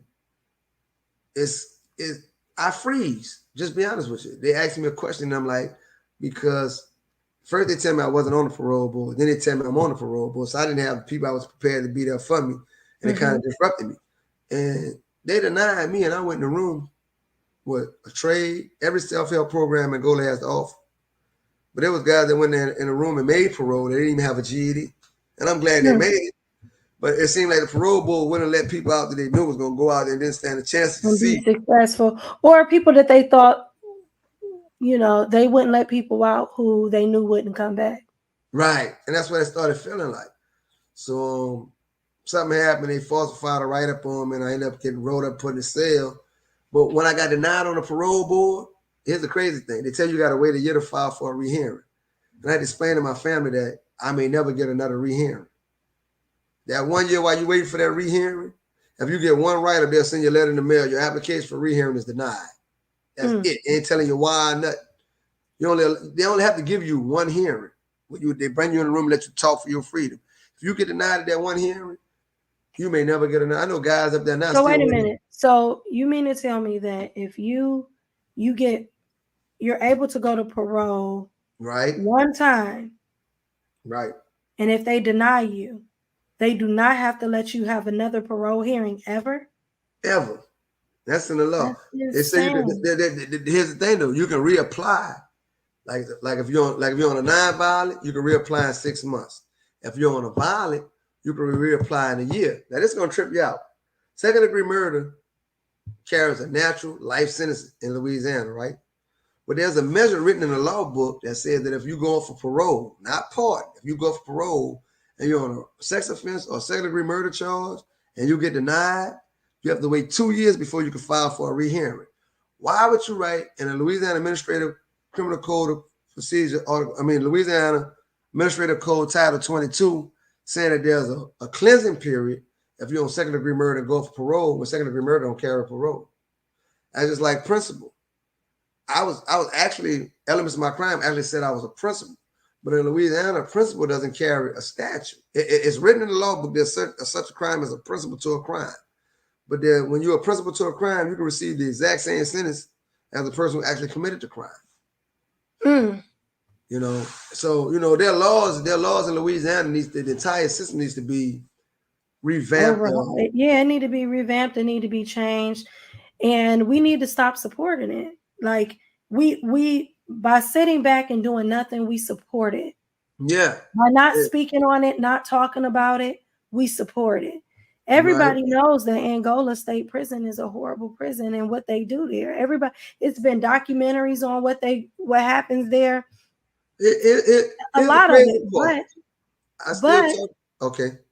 I was gonna say it's been documented. Everybody know, but no one is doing anything about it. No one is talking about it. Nobody is making a big deal. Nobody nationally.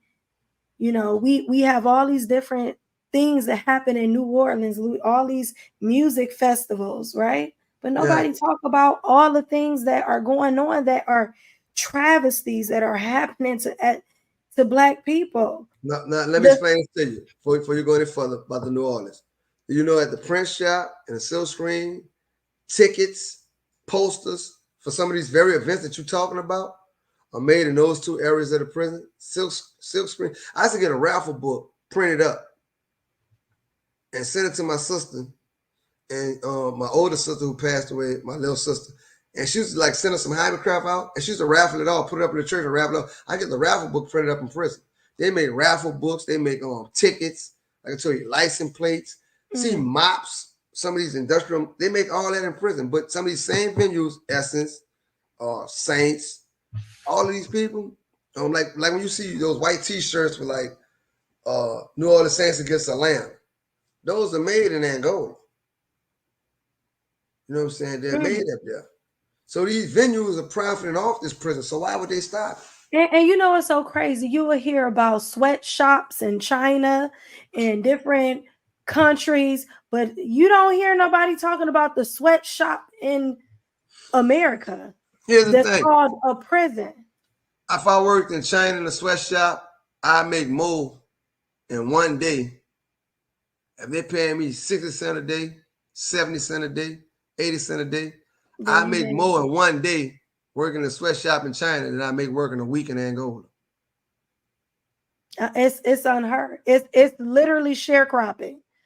It's literally sharecropping. It's no difference. And for people, I don't know if you didn't watch last week and you're just watching now, Angola State Prison is on a plantation. It's an old plantation. Yeah, it was a slave plantation. And here's the thing. Now, every document, your transcript, police report, every document that was used to put you in prison, it's in somewhere. If you try to get it, so you can say, "Hey, man, this is not right," and this is the reason why I can show you this in my paperwork, why I should not be in prison. You got to pay for that document. They're not giving you nothing. And if you're only making 4 cents an hour and they're taking 2 cents, how are you going to do that? Your case file might be $600-700. You don't have any family support. I've seen guys there was a guy I met. I never met somebody like this. He was from Indiana. He come to Louisiana for the Mardi Gras and got locked up. Ended up with a life sentence. What? His family, he didn't know any of his family phone. His family right now today probably don't know that he's in prison in Louisiana. He didn't have anybody's phone number. He didn't have anybody's address. You know, he was only like he said he got locked up maybe when he was about 28. You know, and by the time he got somewhere we can call somebody, and he's been locked up, you know, since then. I met guys that we call them forgotten men. They've been in prison so long, they don't know if they have not one living relative. There's a whole organization called Pops and Forgotten Men that come up there and just visit them guys and get them experience of being. I've been in prison with guys that have never had not one visit. Wow, 25 years. From Indiana. What's his name, Sam? Can you say his name? We call him Indiana.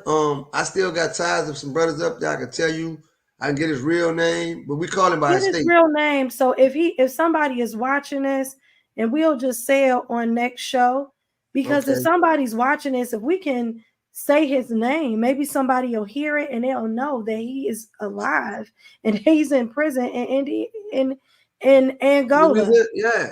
That's like there was a couple of guys I met that was up there from Honduras. All right, they deported them back. Since I've been out, a few of them hit me up on Messenger, Facebook, and all that. Right, and you keep these guys here, and because they leave in the country, you won't even give them their gate money. Man, when I tell you these people, if they could give us a peppermint for working all day, that's what they give us. You know what I'm saying? Now you need attorneys, you need to buy documents, you need investigators and all that. You're getting 4 pennies and they want to hold 2 of them in case they need to use them to bury or whatever.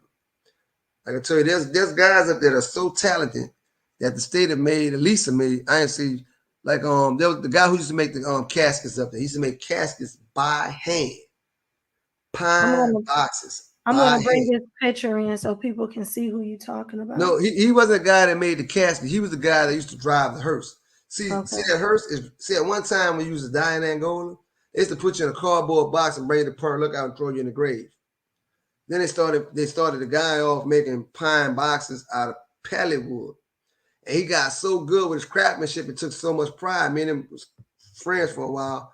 And he got so good with his craftsmanship that I can't remember. I think it was either Jim Baker. And what's the other TV evangelist they had around the time Jim Baker came up? One of them guys when he died, I have it for the next episode because I forgot to look it up. One of the guys when he died, he said he didn't want anybody to make his casket but Angola inmates. He even came up there and had his casket out there. Jerry, I want to say Jerry Falk, not Jerry. but he was a major television evangelist. It was Mm. just him and Jim Baker back then, and he was from It wasn't. Louisiana. It wasn't Billy Graham or nothing like Billy that. Graham, that's who it Billy was. Graham. Billy, Okay. he had his casket made in Angola. Go look it up. The guy who made his casket made him just sleep right beside each other. This guy was making caskets from hand, sanding them by hand, pine boxes, and they selling them for $50,000, $60,000, $70,000 and up. He wasn't getting more than $32 a month. Mm. That guy you just showed, that's the hearse. At one time when you die, they bring you the perk lookout and they have you in a cardboard box. They throw you out there and just throw dirt on top of you. Well, they came with this here. That guy used to go all on the street with some horses called Percherons. They like big like Clydesdales. Mm-hmm. And they'd have a casket in the back of there. He'd drive. And he looked like death itself, you heard me? We used to call him Bone, but he'd have passed on. But they put him in as the only fender I ever seen in a suit. And they bring him all on the street. They took him all over the world because of how he looked and the fact that he can drive that real wood-drawn, horse-drawn wagon carriage. Hearse. Mm. And it's just like everything in the prison is run. I was working one day and I watched them make $7 million, prison enterprise, selling 1-year-old calves. Wow. And Angola inmates don't ever see real beef. Wow. And it's so crazy because I often say that the best among us, right? The most talented, the strong, the innovators, the men that are hustlers, go-getters, should be entrepreneurs and business owners, right? They're all locked up. I mean, a lot of them are locked up with, I'm just saying across the board in prisons, period. And it's unfair. And to think of the amount of people that are in jail that shouldn't be, or have inflated sentences, or sentences that that are more heinous than the crime that they're accused of committing, is something that is just unheard of. It's ridiculous, and it just shouldn't be happening in modern times, in today's times. I've seen guys get the elbow or the life sentence. We call it elbow, but life sentence. I've seen guys get life sentence for shoplifting $7, $8 worth of candy bars. For one guy, he did like 20-something years up there till he had to had some kind of bone problem with his spine, and he was up there for vandalism, but he got a multi-bill life. He did 22 years for sticking a knife in a car tire, just stabbing some car tires up in the parking lot. Yeah, it was vandalism. He did it, but man, 22 years for that. That's ridiculous. Or I don't know if Louisiana got rid of the 3 strikes law. That's what we call the multi-bill. See, okay. We call it the multi-bill. Y'all call it 3-strike law. In Louisiana, they change. They don't want to have nothing the rest of the country. Like you'll say 3 strikes you outlaw. They'll say multi-bill. The double bill, if they get 10 years, they'll give you 20 years. They'll vacate that and give you 20 years. And that law is not all the way out. And then you have the multi-bill. If they say you're a multiple offender, they can give you anywhere from a double sentence to a life sentence. If they say you're a habitual offender, you're automatically facing a life sentence. I mean, and it's for something as simple and silly as stealing a pack of cigarettes 3 times. Right. 3 times. You can get 3 shoplifting charges, and as long as if each one of them is a felony charge, they can hit you with the habitual offender status and give you a life sentence. And all your crimes might total up to maybe $700. And that's ridiculous. And this is another thing a lot of people don't realize, is that the whole while that I was working as a welder, I knew how to MIG and stick weld. I could do it with the best of them. They were charging the taxpayers dollars for my labor. When I went anywhere outside the prison to work, it's $28 and up to the taxpayers.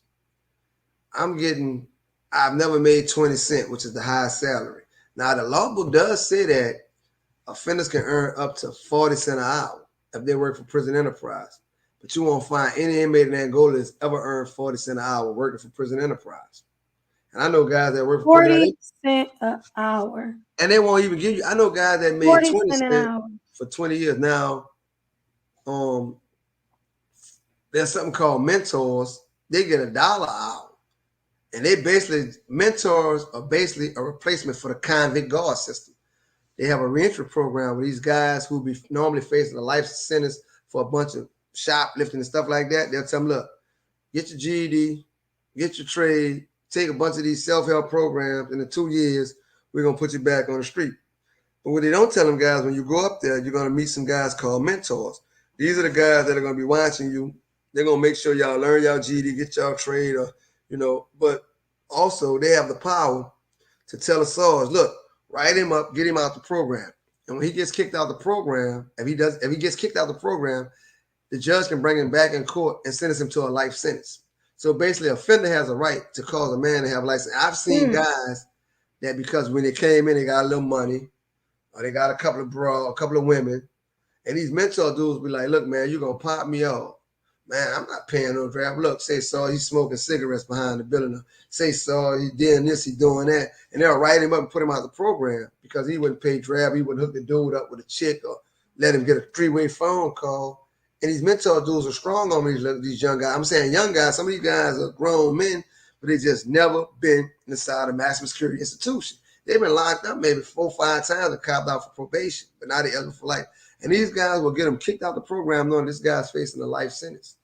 Why would you give somebody a life sentence? Not only that, think about this here. I'm a mentor, and my job is to teach you how to be successful in society. How can I do that if I've never done it? How can I teach you how to be successful in society? I came to prison in 1996 and I leave in 2023. But in 2019, you telling me I'm a mentor. You want me to teach these young brothers, these guys that's coming in prison, how to go out there and be successful. And you ain't been out there in 10, 20 years. Huh? That's ridiculous. I said, and they haven't been out of prison in 20 years. This is the thing, how can a mentor teach you how to be successful in society when he's never done it? And he's getting $1 an hour for that. Wow. Well, Sam, we are at our max time. Okay. But I want to say that this has been good. It's for people that are watching, I don't know if they really understand. Like, it sounds like a movie. It doesn't sound like real life. It doesn't sound like this is something that somebody actually lived through, experienced, and went through in life. It's unimaginable. And for people that don't know and don't have family members that have ever been in prison, or people who just, are living up north where that's unheard of, right? Yeah. You would never think that something like this is actually happening. This is, it's not even what up north, like it's not even what we would understand prison to be, what we have ever experienced or seen prison to be. To actually know that it's people who are, it makes me not even want to eat corn or green beans. It makes me not want to, because I don't want to be a participant in something that is so horrendous. I don't care what crime was ever committed, a person committed. You don't deserve to be treated like worse than an animal. And let me show you this here. You know how you can tell a penal system that's trying everything in its power not to be flawed? See, they'll open their doors and they'll let you see certain things. Before the cameras come in to do documentaries and all that, them areas are painted and scrubbed to the best of their ability. Tell the cameras y'all can show up any day of the week y'all want for a year and go anywhere in this prison. Even when the governor comes in there, the governor doesn't go anywhere. Oh, the governor going to Angola. No, he's not. He's going to the compound, see the trade school. They're going to let him see just the stuff that they want him to see. Mm-hmm. The governor say, look, man, I want to see the areas that most need fixing in this place. They won't even bring him to see that because everybody be out of job. You mean to tell me this is going on and y'all ain't got it fixed yet? I need to fire all y'all and put some more people right here. And that is, what these people need to understand is that this system is they can say it's racist, this, that, and other. It was designed based on the color of the skin. Now it's designed based on your financial standards. Mm-hmm. The only reason that Classism. I came out on a 926.2 factual innocence, even though I was actually innocent, there are guys that went in there with the same claim that I did, same amount of evidence that I did, because they say, "Oh, you time bought, you can't file this, you can't never you." I can have evidence saying that, okay, I didn't commit these crimes, I'm 100% innocent, but because I didn't file within a certain time limitation, I may not be able to put this in court. And the reason I wear the DNA shirt, evidence. see Let's what this not shirt let's say? just say what it is. DNA evidence exonerating you, stating that you are innocent, but yet and still, because of they have a 2-year window where you can Right, appeal and submit new evidence. And if you don't submit it within that post time conviction frame, release. you can never, ever, in the course of the 500-year sentence, ever submit that evidence. All they That gotta do is look is up ridiculous. Louisiana article 930.8. But here's the thing: I wear the shirt that says blessed. I tell people I'm a walking miracle. I know that God's really been great to me. You know what I mean? It's 1,000 dudes up there with 926. They was convicted by only 10 people. That wasn't the main reason I got out of prison, but that was the reason I got a chance to say why I deserve a chance to be out of prison. But there's so many guys that got the same 10 people that found them guilty, 11 people found, not all 12. And you know what? They can't get out of prison. Now, out of 1,000 people, 700, 900, however many, it's a couple of hundred people. You're not the only one, but you're one of the very few that are successful with what you're arguing. And I get calls from guys in that gold all the time. Man, how you got out, man? What you got? They want to see what I did and how I did it. And I tell them, bro, there's only one thing I tell y'all, man. God, bro. Because my lawyer's going to come on the show and she's going to explain more about my case. And I'm going to explain it to you once we have her here. But despite everything that we had, the state of Louisiana still was not going to budge on my conviction. And at the last minute, my lawyer said, well, look, I can get this deal here. And we can have you in court by Friday. But it was only a couple of hours to think about it. Everybody was saying, man, look, man, you got actual innocence, man, fight them all the way to the end, man. You're gonna get paid in a silver suit. They got to pay you for 29 and a half years. Why would you risk trust in a court, a judicial system that failed you Again, the first time? and even though a layman can see that I'm 100% innocent, in the court, I only had maybe about a 40% chance of winning my case, because they will deny you knowing that They'll deny all kind. They don't have to play by the rules, they and they don't, prove because it every day that they don't have to. They show you they don't have to play by the rules. They will bend the rules. They will break the rules. They will, and as people really get, on the next show, right? This one is going to air on the 13th, and the one after that, we're gonna be here with your lawyer, the lawyer who actually right, got you out of Miss prison. Jane And Holmes. when you find out how they're able to break the rules in order to have a reason to convict somebody when they don't have one, they don't have to tell the truth. They What's they this? literally can lie and Let get me let, away with it, let, and let me then the whole institution covers it up as well. right. But here's the thing: when we get to the next episode and you look at And what that will happened be in my on the trial, 20th. it was I'm in the courtroom and my co-defendant in the courtroom. We're the only two black men in the courtroom, and we see this side by side. The victim's on the jury stand about to make an identification of the black male that was supposed to rob him, right? Everybody else that was black in the courtroom, they had on a deputy's uniform, they was stonographing, they was up there by the judge, whatever. Now, you would think that that was enough to say that his identification is suggestive. But the prosecutor standing behind me saying, was this man here the night you was robbed? And my lawyer said, let the record reflect that there's no two black men sitting together in the courtroom, and that this return is standing behind Mr. Pate. That's how I was identified from the stand.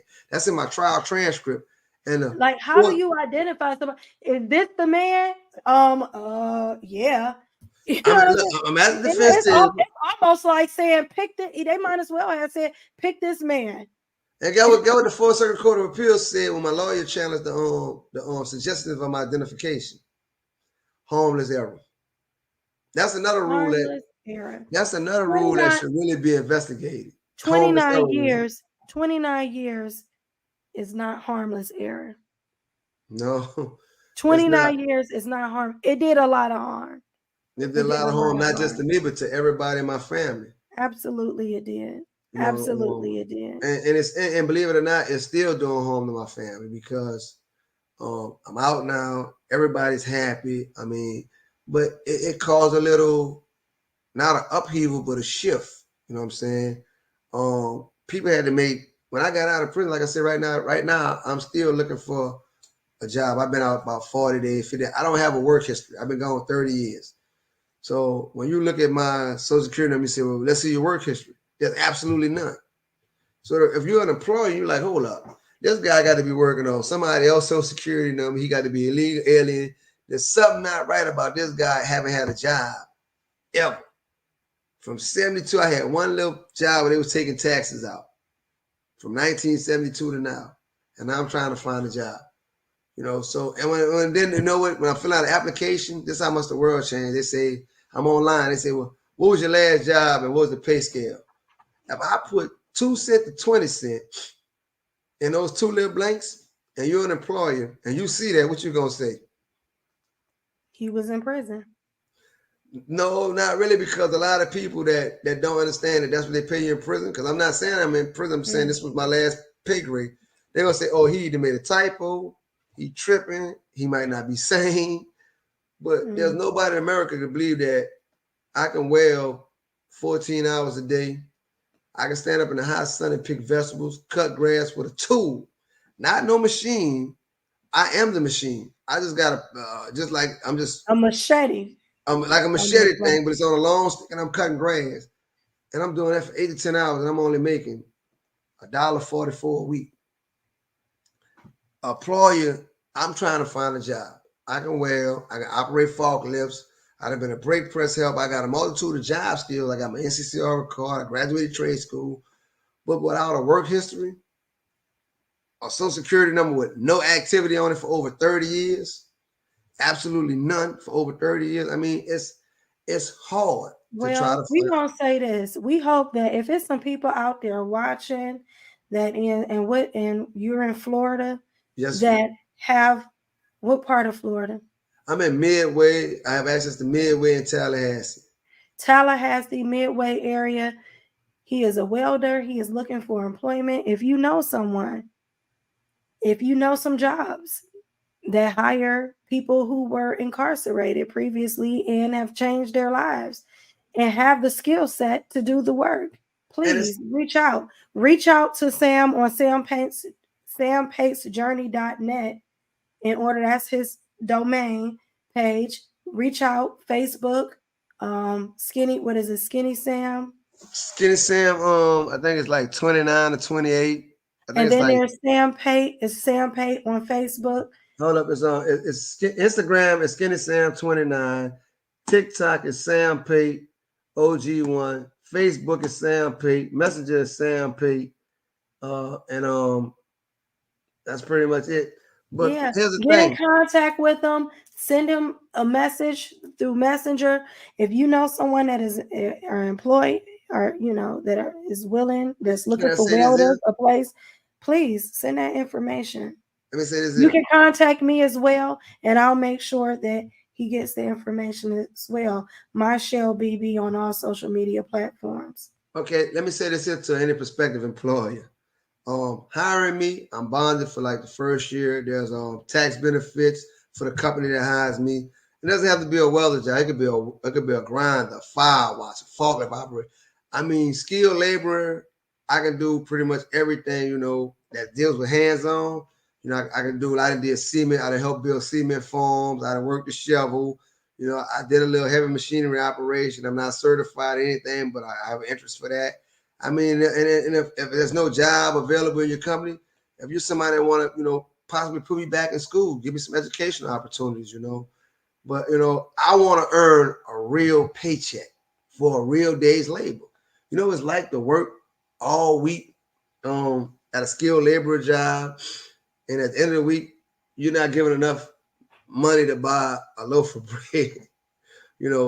I work 40, 50-hour weeks, and I get $1.44.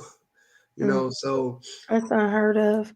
I have and to. My video is gonna cut short, and I don't all want it right, to cut off before. But I just want to thank you again for coming on. We're gonna have part 3 that will be with your lawyer Jane Hogan, right. and we're gonna do that on the 20th. Hopefully we're gonna check her schedule, but hopefully it airs on the 20th of September. Okay. And we just, this is just another part of the journey of Sam, but we're not done yet.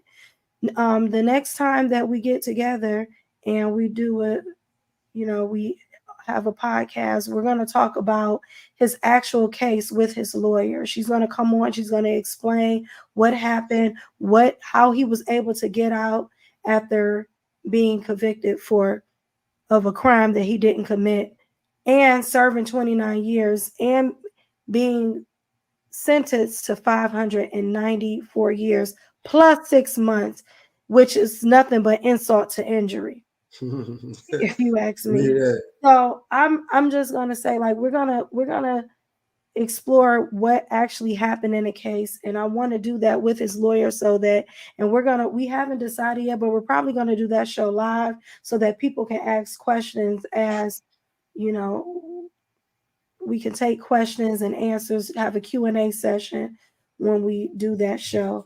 But I want to thank you, Sam, for coming on. I know it's late, we're recording late, but we're going to show this next week. This will be aired on the 13th. We're airing this now on the 7th, but we're recording this on the 7th. But I just want to thank you for coming on. Thank you for sharing your story. Thank you for always being so transparent. People don't understand that how much when you share this story, how much it takes from you as a person and as an individual, how much you have to give up. You're drained after this. This is a lot to talk about, because Mhm. every time that you talk about it, you're reliving it again. So I just want to thank you for coming on. I know my video is going to cut short. So just love you. I thank you, and even reliving it, it brings me to tears. But at the time I was actually living it, I just had to subscribe to the old saying, "Laugh to keep from crying." Right now I do a Absolutely. little more crying and laughing, but I think it's helping me. It's And therapy it's to just get it therapeutic. out. It's therapeutic. And you are helping other people. You are helping a multitude of people. And we're getting this word out. Please share, like, subscribe. Visit Sam's page, sampatesjourney.net. I mean, since Follow I him on Facebook, Instagram, TikTok. You can like and subscribe to my page as well. It's the thing is that it's about getting this message out. Like, this is a message that needs to, it needs to be heard. Like, we need to do something on a legislative level in order to get some of these laws, these old slave Jim Crow Jim laws, Crow laws, out of here. It shouldn't happen. We shouldn't be telling stories like this. We shouldn't be looking at pictures like this. It's inhumane, and it shouldn't happen in the United States. This is something that you would expect to hear in a third world country, not something that you would hear in the richest country. I Period. mean, It's this it's for that. it's, it's unheard of. It feels like the Gestapo, like they say, the Nazi Gestapo had just. I mean, the reality of the situation didn't hit me till I was like maybe a year in prison in Angola. Because I was like, man, this is a dream. I'm gonna wake up. I'm dreaming. I'm gonna wake up. This is a nightmare. I'm gonna wake up. But even with that, when I got out, I understand what it means to be part of a community. I've been giving back to my community since the day I got back. Whatever community, I go to church and That's serve true. meals. Since I've been out, I've been to every church that invited me. I go. I serve meals. I even vacuum the Your church. heart has always been pure, Sam. From the time we were kids, your heart has always been pure. It's been the same. You are the same person. prison happened to you. It's something that happened to you, but it's not who you are. So Right. you deserve, and you are innocent and deserve every opportunity in life that you should have. You should have every opportunity, and we're not done yet. Like, Right. this is not the end. This is just the beginning of your story, because we're not done. And we won't be done until the laws are changed, until you get what is owed to you. And we're not done. So spread the message, spread the podcast, share, like, subscribe, share this with as many people as you can, because we want people to know what's happening here in the United States. We're not talking about something that happened in another country. No, this happened here. So And thank you so very much for coming on. I appreciate it. We're not done yet. I would like to leave the people that watch the young men and women, regardless of their racial makeup, get them to understand that just simply being in the wrong place at the wrong time can leave Absolutely. you from a young man to an elderly man, damn near senior citizen now, you know. Hmm. And I ain't do nothing wrong, man, and I don't let it break me down too much. There's some days where I feel it, but you know what?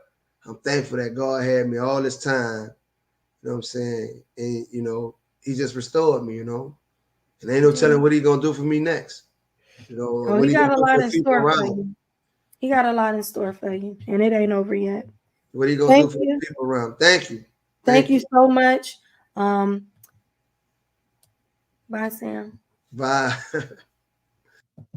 So I just want to thank you for everybody who was tuning in. I appreciate you for being here, for sticking with us this long.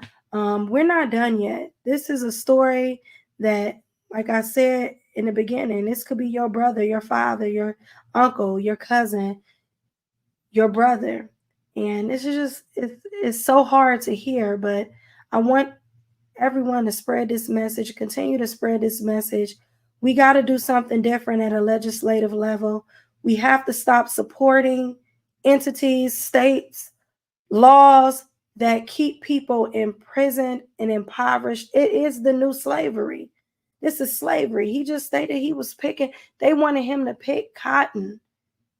After all that our ancestors been through, this is this is what they're doing now. It got to stop. We have to do something about it. Prisons should be about real rehabilitation. They're collecting our tax dollars, they're taking our money and stating that they're rehabilitating people who are in prison and incarcerated, and that's not happening. Something has to be done. Thank you for tuning in. Continue to watch. Look out for part 3, September 20th. Peace. Love.